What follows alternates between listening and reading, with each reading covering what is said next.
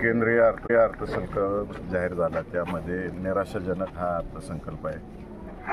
महाराष्ट्राच्या वाटेला आणि विशेषतः सोलापूर जिल्ह्याच्या वाटेला भोपळा आलेला आहे. काहीच निधी या ठिकाणी पडलेला नाही आहे. खऱ्या अर्थानं यात शेतकऱ्यांवर मोठ्या प्रमाणावर अन्याय झालेला आहे. एकीकडं सत्तेवर येताना या सरकारने आश्वासन दिलं होतं की आम्ही शेतकऱ्यांना हमीभाव देऊ.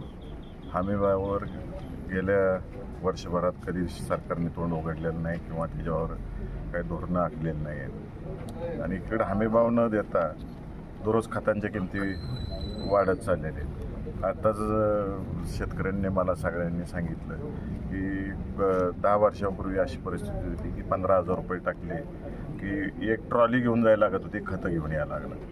आणि आज 15,000 रुपयेमध्ये एक पिशवीवर पण खतं येत नाहीत मोटरसायकलवर, अशी परिस्थिती निर्माण झालेली आहे. एवढ्या किमती खतांच्या वाढलेल्या आहेत, म्हणजे शेतीचा उत्पन्नाचा आणि विक्रीचा ताळमेळच लागत नाही, अशी परिस्थिती शेतकरी बांधवांमध्ये झालेली आहे.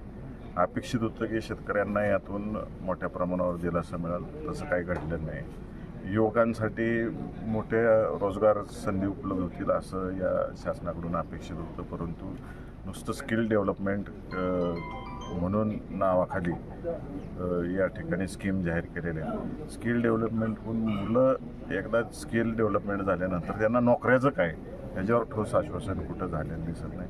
त्यामुळं या अर्थसंकल्प हा अत्यंत निराशाजनक अर्थसंकल्प आहे. महाराष्ट्रातल्या सिंचनाचे जे काही प्रकल्प आहेत त्याला निधी किती पडला आहे ह्याचासुद्धा उल्लेख यामध्ये नाही आहे. त्यामुळे अत्यंत निराशाजनक हा अर्थसंकल्प महाराष्ट्राच्या दृष्टिकोनातून. दारूचे दर वाढले, पण इथेनॉल आणि साखर वगैरे ह्याच्यात शासनाकडून काही झालेलं नाही. तेच सांगितलं ना, शेती उत्पन्नातून ज्या गोष्टी निर्माण होतात त्याला कुठंच हमीभाव दिलेला नाही आहे. त्यामुळे हा फटका मोठ्या प्रमाणावर शेतकऱ्यांना बसणार आहे. शेतकऱ्याची काळजीच केली नाही या अर्थसंकल्पात, फक्त उद्योगपतींचे अर्थसंकल्प आहे.